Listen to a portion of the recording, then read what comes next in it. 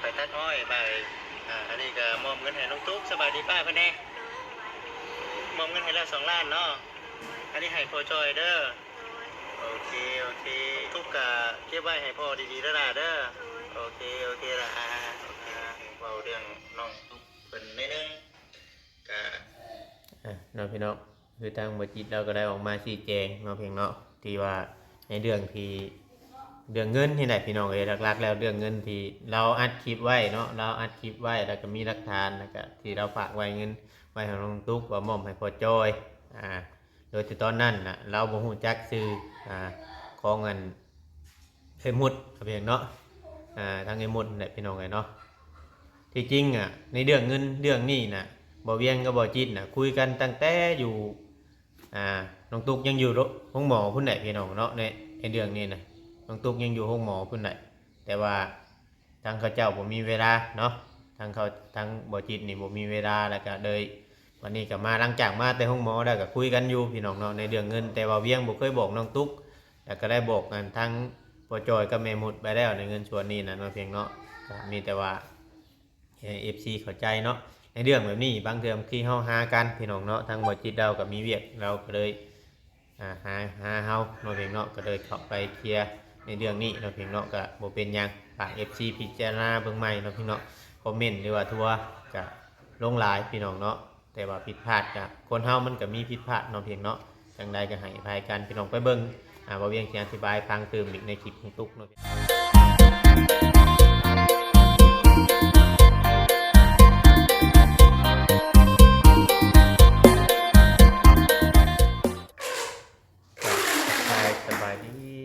สบายดีเนาะพ่อแม่พี่น้อง FC กันเบิดสุคนพี่น้องเนาะ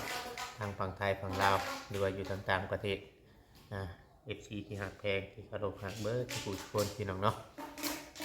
ยินดีต้อนรับทุกท่านเข้าสู่ช่อง YouTube ของเรายังใจกันดอยวีซองพี่น้องเนาะ อีกคือเก่าคือเดิมพี่น้องเนาะเพิ่มเติมกะยังอยู่ทางบ้านทางเรือนก่อนออกไปข้างนอกพี่น้องเนาะก็เลยออกมาเฮ็ดคลิปออกมานางเบา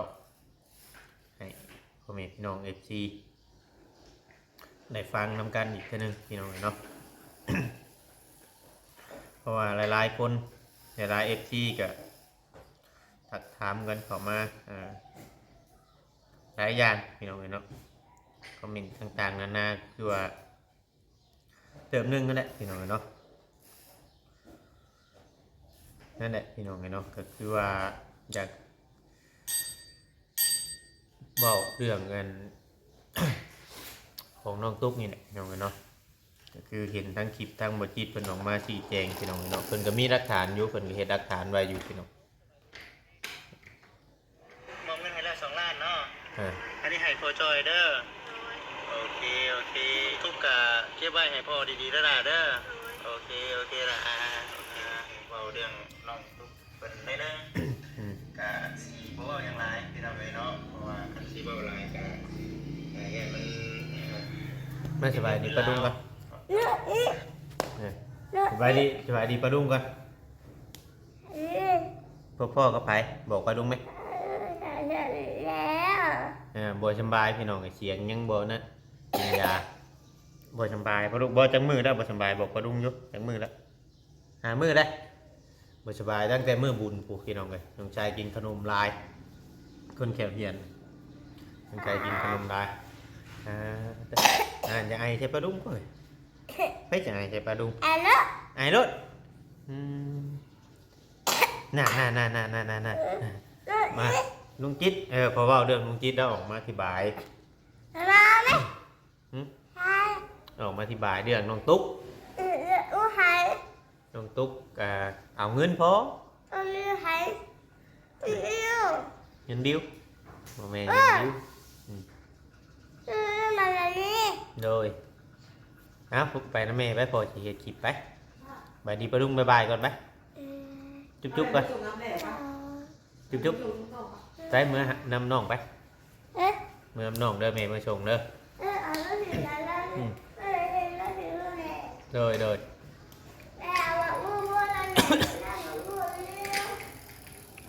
ราเพียงเนาะก็คือทางบริจิตเราก็มีคลิปมีหลักฐานอยู่พี่น้องเรา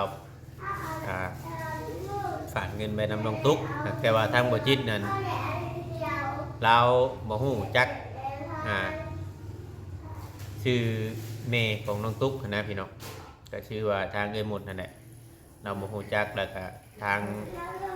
บ่จิตก็ว่าฝากไว้มอบไว้ให้พ่อเนาะโดยที่ทางตอนแรกผู้ใหญ่เพิ่นก็ว่าให้เป็นของแม่นั่นแหละ FC หลายๆคนบางคนเพิ่นก็ยังคอมเมนต์เข้ามาอยู่ว่ามันบ่ชัดเจนแบบว่าบ่ได้เว้าเป็นชื่อของแม่ของหยังคณะพี่น้องเนาะก็ในเมื่อก็เฮาก็คุยกันอยู่พี่น้องเอ้ยทางบ่เวียงเองก็คุยกันอยู่กับเบาจิตก็ได้เนาะถามกันอยู่แล้วก็กับป้าไว้ซ้ำนั้นแล้วก็ถ้าว่าพอคลิปก็มีมันก็ชัดเจนอยู่คือออกมาคือเราเว้านำบ่เวียงบัดมันเป็นอีกอย่างหนึ่งเว้านำบ่โอก็เป็นอีกอย่างหนึ่งเนาะเพียงเนาะ FC ก็เพิ่นก็ว่าง่ายว่า ถอนโตลายแล้วพี่น้องเนาะคือว่าถอนตัวออกมาหลายแล้วจากน้องตุ๊กนี่ก็คือว่าปล่อยไปเบิ่งพี่น้องเนาะปล่อยไปแบบตามธรรมชาติเขาเนาะพี่น้องเนาะอีกบ่โดนก็จะเห็นหรือว่าแบบใดเนาะพี่น้องเนาะการเป็นอยู่อย่างคือเอื้อยมุดแล้วเว้าพี่น้องเนาะอันนี้บ่เวียงกับในความคิดของลาวกับความคิดของบ่เวียงนี่ก็สิบ่อยากแตกต่างกันปานใดคือทางเอื้อยมุดแล้วเว้านี่ก็บางทีลูกเต้าบ่อยากลงไปอยู่หันบางทีก็ย่านว่าพ่อแม่อยู่แต่บางเทื่อมันบ่สะดวกสบายบ่ล่ะว่าบางเทื่อบางทีนี่ทางเอื้อยมุดก็อาจจะได้ไปหาบ่อนอยู่ใหม่เนาะ ไปหาบอลอยู่ใหม่หรือว่าจะไปอยู่สวนหรือว่าจะไปอยู่ใช่กะแต่ว่าเราจะไปไกลบ่ได้เราบอลไปไกลบ่ได้แต่พอได้มาจบลูกอาจจะอยู่แถวๆนี้อาจจะอยู่แถวๆบ้านใกล้ๆใกล้เคียงแต่ว่าหาเวียกเหตุงานเหตุเนี่ยพอได้มาจบคือว่าเนี่ยเขากะป้าถิ่มเขาบ่กันบ่ได้เนาะเขาเป็นเมดูกันพอดูกันนะคือทางตะจอยเราก็ฝ่ายทางน้องตุ๊กคำมียังก็ได้โทรหาได้อันนั้น บัดเฮาเอิ้นมาถามบัดตอนที่เบาดีไปบัดบอกว่าเมย์เป็นนี้บัดเฮาเอิ้นมาถามบัดทางอันน้องตุ๊กน่ะเป็นหนี้ของไอ้หมดอยู่600,000เนาะหมดเบิกเงินหรือว่ายืมเงินเฒ่าแก่ก่อนอยู่เตาถ่านโอนมาให้ตอนนั้นเนาะพี่น้องเนาะโอนมาให้นี่แหละพี่น้องไงเนาะมันก็เลย เว้าบ่ตรงประเด็นเว้าบ่ตรงคำถามกันนะเรื่องเงินเรื่องหยังนี่หรือว่าบ่มีไผ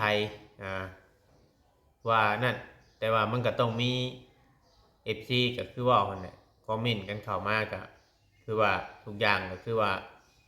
ลงน้องตุ๊กเบิดหั่นแหละพี่น้องเพราะว่าทั้งแบบมันชัดเจนนะเราเว้าบ่นั่นเราเว้าบ่แจ้ง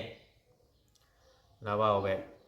เว้าน้ำผู้นี้แบบนึงเว้าน้ำผู้นี้แบบนึงเรายังบ่เปลี่ยนเรายังเป็นแบบนั้นแต่ไหนแต่ใดมาแล้วเนาะพี่น้องก็เลยว่าทีมงานก็คือว่าถอยพี่น้องเนาะถอยออกจากเพราะว่า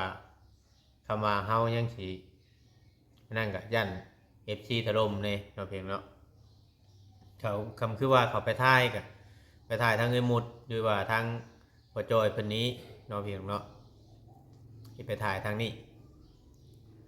คือว่าเราก็บ่ได้คอยอยู่ซื่อดอกพี่น้องหาเวียกเฮ็ดอยู่แต่ว่าทางผู้รักผู้ใหญ่เพิ่นก็ ว่าสิซอยทางเงินมุดนี่ก็ต้องให้เวลาเพิ่นบ่นะเนาะ FC หลายคนก็ว่าซอยหาที่อยู่ที่ดินมายังให้เราเนาะเพียงเนาะจังซั่นจังซี่แหละพี่น้องเนาะในคอมเมนต์เนาะให้เราพอได้มีบ่อนอยู่บ่อนเช้าบางเทื่อบางทียันเราอันนั้นเดือดร้อนไปเลยอันนี้ก็ คือเว้าแหละพี่น้องเฮาสิเบิ่งคนเบิ่งปึ๊บ แค่เด็กหน่อยเนาะเด็กหน่อยน้อยเดียวนี่เฮาก็บ่สามารถที่จะเชื่อใจใครได้เนาะพี่น้องเฮาก็ต้องเบิ่งกันยาวๆเนาะพี่น้องเนาะเบิ่งกันไปอีกก่อนพี่น้องเอ้ยเนาะเพิ่นยังพิจารณาอยู่พี่น้องเนาะถ้าผู้เพิ่นสิช่วยนี่เพิ่นพิจารณาเพิ่นคิดแบบที่ถ้วนเนาะพี่น้องเพิ่นสิเฮ็ดแบบไรเพิ่นจังสิมอบหมายให้เป็นสะพานบุญให้เพิ่นเนาะพี่น้องเนาะเรื่องคนหาคนแพงในคอมเมนต์นี่มันก็มีหลายแต่ว่าเราก็ต้องเบิ่งและสังเกตเบิ่งว่าคนคนนั้นเป็นแบบไรนิสัยเป็นแบบไร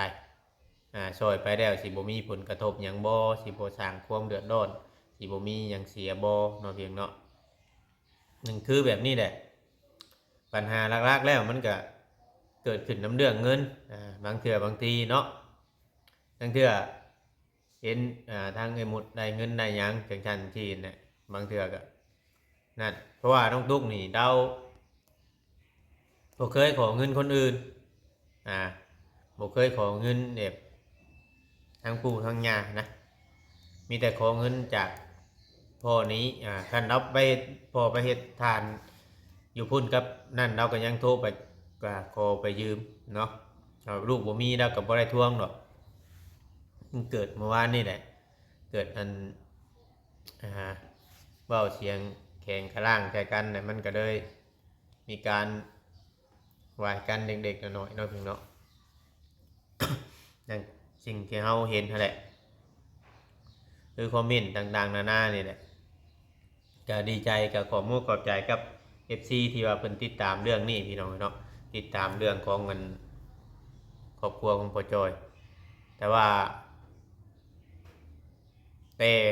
ถ้าว่าบ่เวียงเบิ่งนี่ทางหมุดกับมันพ่อจอยนี่อาจจะอยู่บ้านหลังนั้นบ่ได้โดนพี่น้องเนาะอาจจะอยู่บ่ได้โดนเพราะมันมีบางสิ่งบางอย่างโดยที่ว่าเฮาบ่ฮู้โดยที่ว่าเฮาบ่ฮู้ได้โดยที่ว่าเขาสิ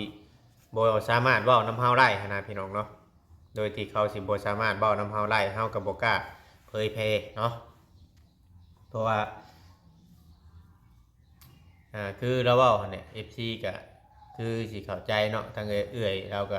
ได้ชี้แจงเราก็ได้เว้าไว้อยู่แล้วเมื่อวานนี่เนาะว่ามันเป็นอะไรจังบ่อยากอยู่หั่นเนาะก็มีแต่ว่าสู้แน่เราก็คือว่าสิยังเหือยังแห้งยังมีเหือมีแห้งอยู่แล้วก็ขยันอยู่พี่น้องเนาะมีแต่ว่าถ้าผู้รักผู้ใหญ่หรือว่าถ้า FC เพิ่นจะช่วยหรือว่าให้ใครเป็นสะพานบุญหรือว่าทีมงานเฮาหรือว่าทีมงานอื่นก็เพิ่นก็สิโทรติดต่อหรือว่าประสานงานกันเนาะเองเนาะว่าทางไอ้หมดเราก็นั่นก็มีคนโทรมากอะหลายอยู่พี่น้องเนาะก็อยากได้เราไปเผาหัวเผาชวนแต่ว่าบางเถื่อบางทีมอยู่ทางไกลบางเถื่อบางทีมอยู่ทางไกลก็ยันเราบ่ไปแล้วเขาก็จะไปถามเบิ่งเราอีกทีนึงเนาะพี่น้องเอาเบอร์ให้เพิ่นคุยกันเองเรื่องงานนี่เขาก็บ่สามารถว่าให้ผู้นี้ไปอยู่บางนั้นให้ผู้นั้นไปอยู่บางนี้นะเดี๋ยวแต่จิตใจเพิ่นแต่ว่าเขาเฮ็ดคลิปออกมานี่ก็เพื่อได้เปลี่ยนความคิดความเห็นได้ว่า FC เบิ่งเนี่ยใดมุมมองของ FC แต่ผู้เพิ่นติดตามเรื่องนี้มาตั้งแต่อยู่ห้องหมอเนาะเพียงเนาะตั้งแต่อยู่ห้องหมอนี่ก็เคลียร์กันจบในเรื่องเดือดยังนี่พี่น้องเอ้ยเคลียร์กันจบเปิดทุกอย่างแหละมาแล้วมาบัดยังถามเงินสมมุติว่าทั้งพอจอยกับเอ้ยหมดนี่เราไปยืมเงินนี่สมมุติเราจะยืมเป็นแสนหรือว่ายืมเป็นล้านก็มันเป็นส่วนของเราอยู่แล้วนะคือทางน้องตุ๊กบอกเมื่อวานนี่แหละคือว่าอยากทวงเงินค่านี่ทวงเงินค่ายืมน้ำผู้นั้นผู้นี้มันโดยที่ว่ามันบ่เกี่ยวกันยืมน้ำผู้นั้นผู้นี้เงินมาใส่นั่นอันนี้ถ้าว่าเรายืมเราก็เป็นนี้นะพี่น้องในความคิดของเฮาเนาะในความคิดของเฮาเวียงก็มีแต่ว่า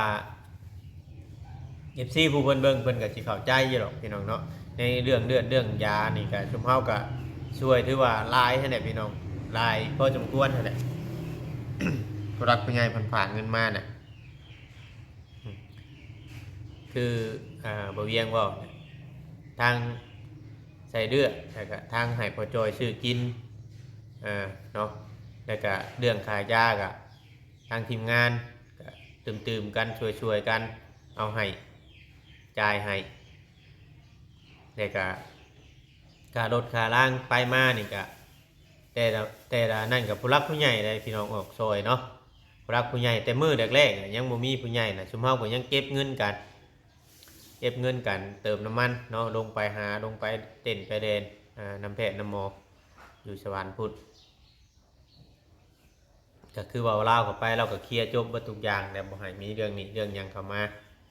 คือน้องตุ๊กเว้านั่นเว้าง่ายๆว่าเราอยากฮักเอาเงินพอนี่ไปจ่ายบ่เวียงพอก็จ่ายเยอะไปจ่ายแบบว่าค่าเป็ดค่าไก่ค่าเหล้าค่าเบียร์มายังนี่แหละพี่น้องเนาะที่ว่าในมือนั้นมือออกไพ่นั้นทางบ่เวียงก็บ่ได้ไปในมือนั้นมือออกไพ่น่ะพอดีติดงานบุญงานหยังนี่แหละ FC หลายท่านเพิ่นก็เบิ่งอยู่ว่า บ่เวียงคือบ่เห็นถ่ายคลิปอยู่งานบุญงานหยังว่าเนาะนั่นบางเทื่อบางช่วงบางตอนก็คือเว้าเนี่ยเฮาก็อยู่ทางเงินแผนกเฮ็ดกินแน่พี่น้องเนาะทางเงินซอยชิ้นซอยหยังนำทางผู้ชายพี่น้องเอ้ยบางเทื่อเฮาก็บ่ได้ถ่ายคลิปเนาะบางเทื่อเฮาถ่ายเห็นมันบางเทื่อมันอาจติดแดงติดหยังนะมันเห็นเดือดเห็นหยังกับพี่น้องเฮาก็เลยบ่ได้ถ่ายคลิปให้พ่อแม่พี่น้องเบิ่งในงานถ่ายคลิปเป็นบางช่วงบางตอนเด็กๆน้อยๆนะเพราะเวียงบ่ได้โฟกัสในเรื่องคลิปปานใดผู้เพิ่นเบิ่งเพิ่นติดตามเบิ่งก็เพิ่นเห็นคลิปเฮาลงแล้วคลิปละลายเพิ่นก็ถามเบิ่งเนาะพี่น้องก็บ่เป็นหยังพี่น้องดีแหละมีผู้เข้ามาถามเนาะมีแต่ว่าถ้าเฮาไปมื้อไปหาวันนี้น่ะก็มีแต่ว่าไปถ่ายพอจอยกับแม่มดคือบ่เวียงเว้าหั่นน่ะว่าจะติดตามเบิ่งชีวิตเราเนาะจากระยะหนึ่งจังว่าผู้รักผู้ใหญ่เพิ่นจังสิพิจารณาเบิ่งตอนนี้น่ะเพิ่นเบิ่งอยู่พี่น้องเอ้ยเพิ่นก็คือเพิ่นให้บ่เวียงเข้าไปถามมันแหละถามตลอดถามเนื้อนั่นเนื้อนี่ถามทางเราฮะเพิ่นก็ให้เข้าไปถามแต่ก็เพิ่นก็ให้เฮาเบิ่งนํว่ามันเป็นแบบไรว่าสิสมควรช่วยบ่ช่วยไปได้มันสิเกิดปัญหาหยังบ่ช่วยไปได้เราสิขายบ่นู่นนั่นนี่ให้ได้พี่น้องเพิ่นก็ถามเข้ามาต่างๆนานาเนาะถ้าเฮาอยากได้งานแบบว่าเฮาไปบอกผู้ใหญ่เพิ่นนู่นนั่นนี่โดดนี่มันก็เป็นไปบ่ได้พี่น้องเอ้ยเพราะว่าเฮาก็ต้องให้ฮู้จักเพิ่นเห็นคุณค่าของเงินหั่นนะพี่น้องให้เพิ่นเห็นคุณค่าของเงินน่ะเพื่อผู้รักผู้ใหญ่บางคนเพื่อเพิ่นสิได้เงินมาเพิ่นก็บ่แม่นเรื่องง่ายเพิ่นก็เฮ็ดเวียกเฮ็ดงานคือกันนะอยากให้เข้าใจนำที่หลายๆคนก็ต่างคนต่างคอมเมนต์ต่างๆนานาเนาะเพิ่นก็ว่าโอ้ยเนาะว่าซุมเจ้าบ่มีบ่อนไปเด้อบ่พี่น้องว่าเนาะบ่มีบ่อนไปถ่ายไปหยังก็แม่นของเพิ่นอยู่พี่น้องเนาะแล้วแต่เพิ่นสิมิตเพราะว่าเรื่องบ่อนไปหาถ่ายหาหยังนี่เฮาเองก็บ่ได้ว่าจะไปนั่นนี่โดดดอกเพราะว่าทางบ่เวียงเองก็หาถ่ายแถวๆใกล้นี่บ่ได้ไปไกลบ่มีรถมีรางสิไปไกลถ้าไปไกลค่าใช้จ่ายมันก็หลายเติมน้ำเมืองน้ำมันเนาะพี่น้องเฮาก็ต้นทุนเฮาเองว่าง่ายๆใช่พี่น้องเอ้ยเนาะต้นทุนเฮาเองถ้าผู้รักผู้ใหญ่เพิ่นให้เฮาก็เอาถ้าเพิ่นบ่ให้เฮาก็บ่ได้เอาพี่น้องเนาะเป็นแบบเงินที่ว่าเป็นสะพานบุญนี่แหละถ้าผู้ใหญ่เพิ่นว่าให้เฮาเป็นสะพานบุญเฮาก็เป็นสะพานบุญถ้าเพิ่นบ่ให้เฮาก็บ่สามารถเอาได้เงินเพิ่นถ้าเพิ่นว่าเอาเงินส่วนนี้ไปเฮ็ดนั่นเฮ็ดนี่เฮาจังเฮ็ดพี่น้องเนาะเราต้องไปตามผู้รักผู้ใหญ่คือกันเฮ็ดขายบุญพี่น้องเนาะแต่ว่าให้ FC เข้าใจเพราะว่าเรื่องนี่มันตามที่ว่าเวียงเบิ่งสังเกตเบิ่งคลิปนี่แต่ละอย่างมันบ่คือกันจักคลิปเด้การเว้าจานำคนมันบ่คือกันจักคลิปน้องตุ๊กเราได้รับเงินจากเงินบ่คลิปนี่ตอนที่ว่าเราให้พอจอยเป็นไปตัดอ้อยไปอันนี้ก็มอบเงินให้น้องตุ๊กสบายดีป้าเพิ่นแน่มอบเงินให้แล้ว2 ล้านเนาะอันนี้ให้พอจอยเด้อโอเคตุ๊กก็เก็บไว้ให้พ่อดีๆเด้อล่ะเด้อโอเคล่ะเว้าเรื่องน้องตุ๊กเพิ่นนิดนึง แล้วก็ว่าสำนี้น้องตุ๊กก็ตอบว่าโอเคมันยังโดยมันยังจะดีอยู่ปัดมาเว้านำเฮาน่ะเราบ่เว้าเลยในเรื่องนี้น่ะเราบ่เว้าเลยว่าเงินตกเงินว่าเงินตกเงินหยังขึ้นรถแล้วเงินตกเงินหยังมันเลยบ่ครบจังซั่นจังซี่หั้นนะก็เลยเป็นดราม่าครับมันเข้าทางบ่จิตก็ถือว่านักหน่วงเด้อพี่น้องเอ้ยเนาะทางบ่จิตก็เฮ็ดแนวใดเนาะพี่น้อง มันได้เป็นไปได้เราก็อธิบายที่แจงให้เพิ่นเข้าใจเนาะคือทางเงินบ่เวียงเองก็บ่แม่นว่านั่นนี่หรอกพี่น้องเนาะคือว่าทางบ่เวียงกับบ่จิตนี่ก็ไปนำกันเดืออยู่แต่เรื่องซำนี้เฮาสิบอกกันเฮ็ดให้กันบ่ได้มันก็สิอาศัยไผเพิ่งกันบ่ได้หั้นนะพี่น้องเนาะก็เข้าใจเนาะพี่เนาะเฮาก็ต้อง บอกกันเฮ้ยอันเฮ็ดให้ในเด้อจังซั่นจังซี่เนาะหาในเด้อบอกในเด้อเบิ่งในเด้อว่าเงินฮอดมือบ่จังซั่นจังซี่นะพี่น้องลองถามเบิ่งกันแหละเนาะถ้าว่าบ่ไล่อดีก็จำเป็นเราก็ต้องเข้าไปเคลียร์แต่พี่น้องถ้ามันบ่ได้อดีนะถ้ามันบ่ได้หรือว่านู่นนั่นนี่นะเราก็ต้องเข้าไปเคลียร์เองนั่นแหละแต่ว่าเฮาไปตามไปนำบัดนี้ยังเดืออยู่ซำนั้นก็ทางเงินแม่ป้าเพิ่นผู้เจ้าของเงินนี่เพิ่นก็ เสร็จมาหาทางบ่เวียงอยู่ก็ที่ว่าไล่สำนั่นก็บ่เป็นหยังเพิ่นก็ได้เวียงก็ได้คุยกับเพิ่นแล้วเนาะได้เสร็จได้ดมกันแล้วแต่เพิ่นก็ว่าบ่เป็นหยังได้สำนั่นก็ถือว่าโอเคได้พอแค่ว่ามัน ได้มาคืนเนาะเพราะว่าทางอัน FC ตำหนิทางเบาจิตหลายหั้นนะพี่น้องเนาะก็บ่อยากให้ว่ากันพี่น้องมันเป็นเรื่องแบบนี้แหละพี่น้องเรื่องเงินเรื่องหยังเนี่ย โดยที่ว่าเฮาบ่ละเอียดอ่อนกับเรื่องนี้มันก็ยังมีปัญหาพี่น้องเนาะถ้าว่าผิดพลาดก็ต้องขอโทษขออภัยนำ FC พี่น้องเนาะจังใดก็ฝากติดตามต่อไปเรื่องราวมันสิเป็นแนวใดเฮาก็ออกมาชี้แจงในอัน